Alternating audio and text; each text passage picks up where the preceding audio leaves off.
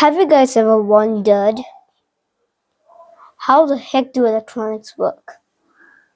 Well, I'm going to teach that today. Today, we're going to learn about electricity and electronics and cover up all the basics for your electronics journey. So, let's get started. Now, I'm going to teach you everything that you need to know. Okay, so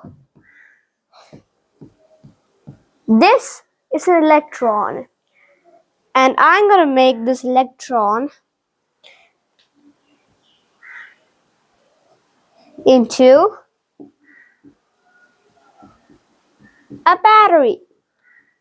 So one battery has a lot of electrons inside of it, if you can see that clearly. So with a lot of electrons, that's how much the battery will last. Now, electrons can come in a lattice method, which is an infinitely arranged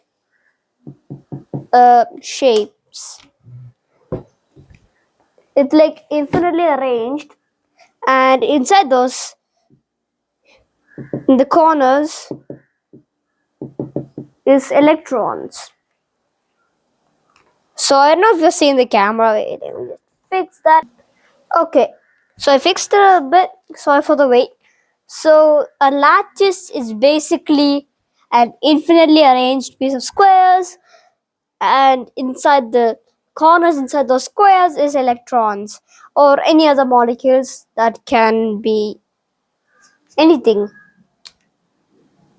So next is we're going to learn about how electrons get slowed down. So you know this thing called this is called resistor,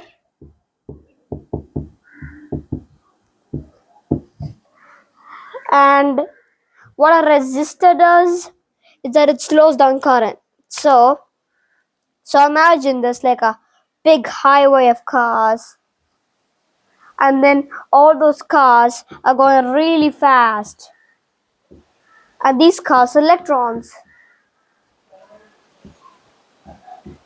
So if you want to slow these cars down, you need like a speed bump. So speed bump, and this is like a resistor.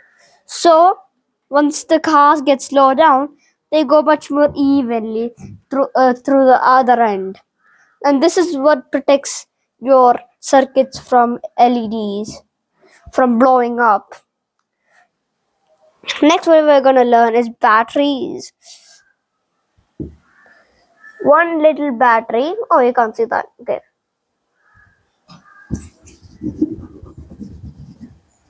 So one battery has over 1 million, or I guess quadrillion of electrons that can power your circuit.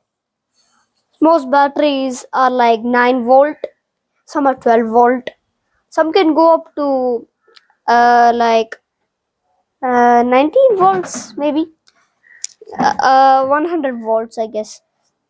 But the how these batteries work is that they put electrons inside this and trap them inside a fluid, and once you connect these two things, the prons, then they'll discharge all the current. Not like a capacitor, which you'll learn later. It will slowly start discharging through the current out through those things. So if you want, I could show you types of batteries. Okay, so I got my hands on some batteries. So this is a 9 volt battery. So this is normally the batteries you use in circuits later on. Then this is a 12 volt battery. So this is kind of big. It's kind of powerful, but it's not that powerful like the car batteries, which are really powerful and it could kill you in an instant. So those are the only two batteries I have for now. I don't have car batteries. Okay, so the next thing we're going to learn is LEDs, or light emitting diodes. So I don't know, you see it?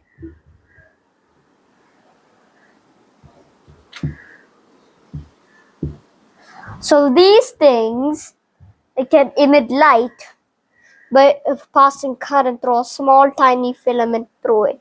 But before we go to the smaller things, let's start with the olden days good old bulb. So the good old bulb, yeah, that's what I call it, and works on a big scale so you guys can understand. Is that there's a cathode and an anode. So cathode. So this is the anode, I guess. So there are two positives and negatives, which is on batteries and other stuff. Positive and negative.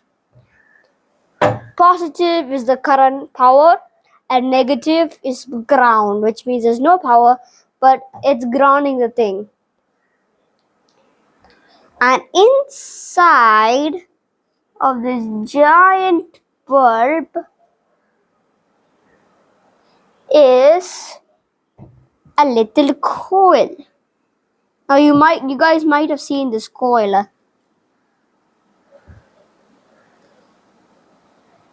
And inside that coil, when one voltage is applied to the cathode and anode, then electricity will start passing through the coil, which generates heat. The heat will then make the coil glow. And that's what lights up the whole entire bulb. So now that you've got a basic understanding of filament, and by the way, that coil is called a filament. For smaller LEDs, we use a special type of coil for that.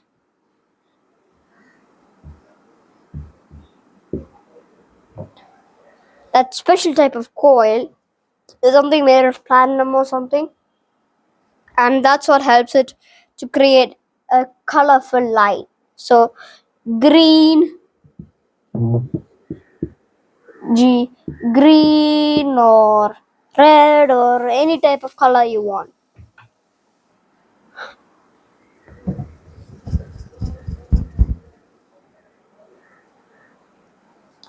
So that's almost through the whole basics you've been to right now. But there's still something you haven't covered yet. Wires. This is what brings electricity from one place to another place. So have you ever wondered what's inside a wire? Well, wires are normally made out of metal, okay? Or it can be made out of copper,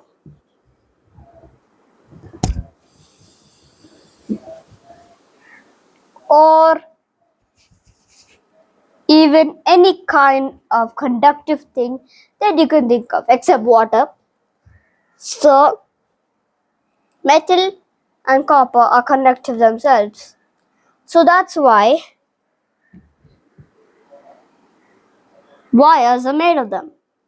But wires is an extremely high hazard. High voltage electricity can be flown through them, and if people touch them, oh, they're dead. Except for low voltage circuits. Another thing about wires is that they could rust very easily. So, we have made a cover around the wire The copper or metal strands, which are basically very small, like piece of hairs, but made of a different type of material, like metal or copper. And with all of those together, it makes a single wire strand. So now, since we will cover this thing up, we'll use insulation which will go around the wire. So for this video, I'm going to call this strand, the inside part. So that if it rains or if someone touches it, they can't put their hands inside and feel the strand unless if you cut it. So now that we have made a cover, you might be thinking, what is this cover made of? Well, it could be made of plastic, or it could be made of rubber, which is commonly used,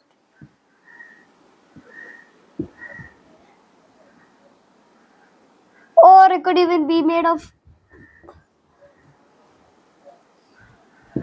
PTEG, which is a type of material that's normally used in other stuff. Like my microphone is made out of PTG. Now, you have seen power lines and everything.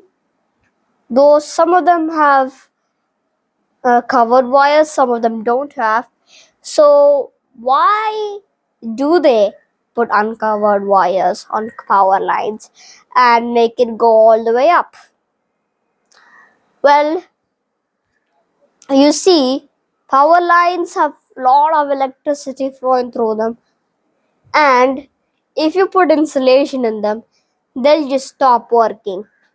So, I know that sounds stupid because it won't stop working.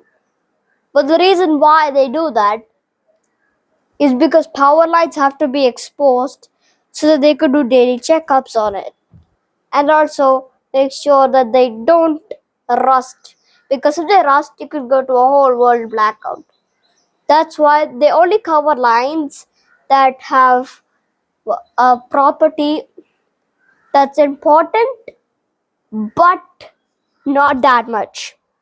So now that you got the basics of electricity and all the parts of it, let's see what is a motor.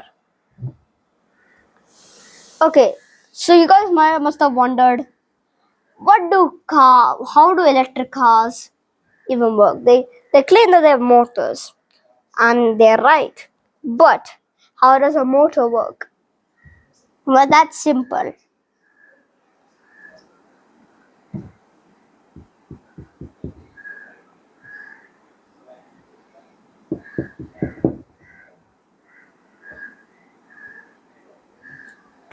This is a motor. So what I'm going to do here is that this is positive and negative magnets. These magnets, once you apply power to them, they'll start spinning because the rod inside of the motor will make an electric force that will start spinning the motors just like this.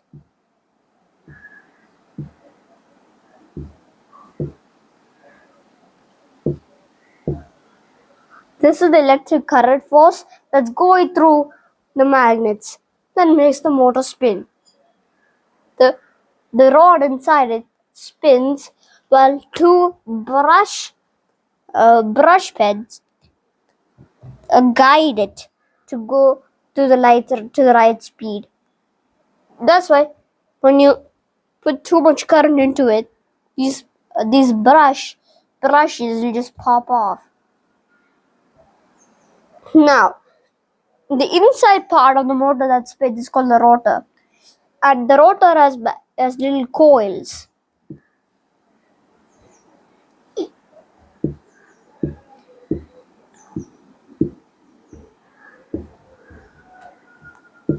Now these coils are connected to each other.